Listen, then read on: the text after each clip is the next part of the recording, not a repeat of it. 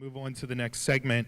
So if I could please have Matthew Gould to the stage. He's the founder of BuyEthDomains.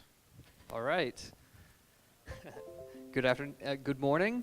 Today we're going to talk about naming, what's in a name.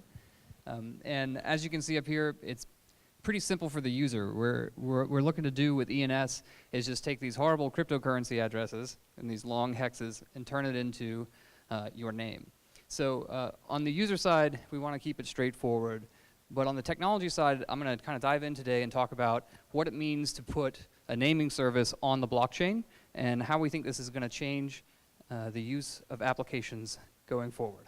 So just real quick, how many people in here have sent a cryptocurrency transaction to a hexadecimal address? Okay, that's most of the crowd. So I'm going to skip over the fundamental part, but what made me get into this deeply is I sent $1,000 to the wrong address. So, personal story.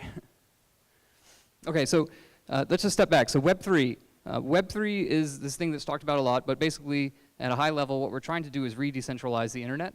And one of the core components of that is building a naming service that cannot be censored, that's publicly accessible to everybody, and that allows users to control the name themselves so they own the data. So you can see the other pieces here. I'm not going to go through it. Everyone probably has heard of file storage on the blockchain, and you've heard about compute and also bandwidth.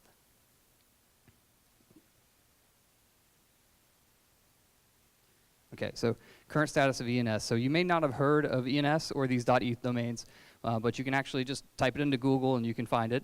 And you can see that currently only about 170,000 names have been registered.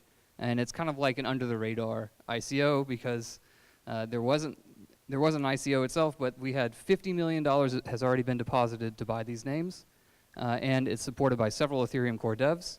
And the scope and versatility of this protocol is continuing to expand every day. So it's pretty impressive how much technology has been developed, and we're just now starting to get user adoption.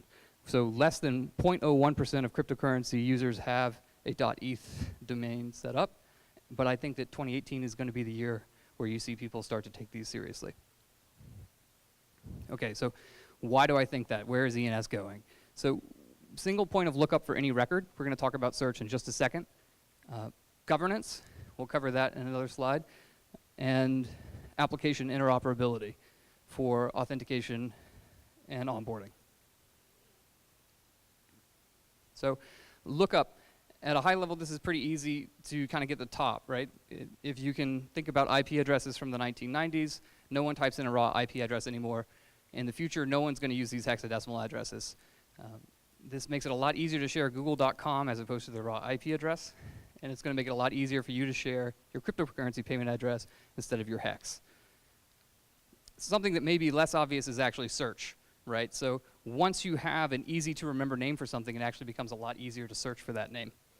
And I guess the next level of that is dApp integration. So if you have something that's easy to remember and it's easy to look up, all of a sudden dApps have a lot of incentive to integrate these names into their format so that users can find each other. If you think about it right now, every social network that you participate in has their own search bar. You go to LinkedIn, you search for somebody on LinkedIn. You go to Facebook, you search on someone on Facebook. You go to Instagram, you search on someone on Instagram. These are all separate databases. These are all pulling for separate pieces of information.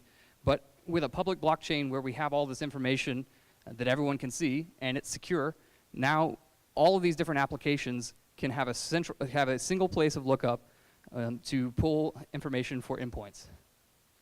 It also helps with reverse lookup, and I'll mention a case of this in a second, but a user identified on one network can find them on another network, right? So like right now, if I need to find your Instagram handle, it's going to be different than your Facebook handle. This is going to be different than your LinkedIn handle.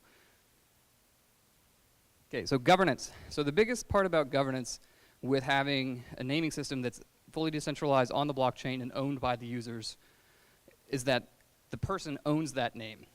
And why is that a big deal? Well, right now, probably one of your identifiers online is your email address, right? So you have, like matthew@gmail.com. Well, the big problem about that is you don't actually control where that's going. And Google's probably not going out of business, but if someone did go out of business, then at the core of it, own it. And you can transfer it wherever you want, you can point it to wherever you want, and no one can stop you from pointing it or using it or moving it between networks, or resetting it. Another interesting thing is, of course, credit, and maybe tracing some undesirable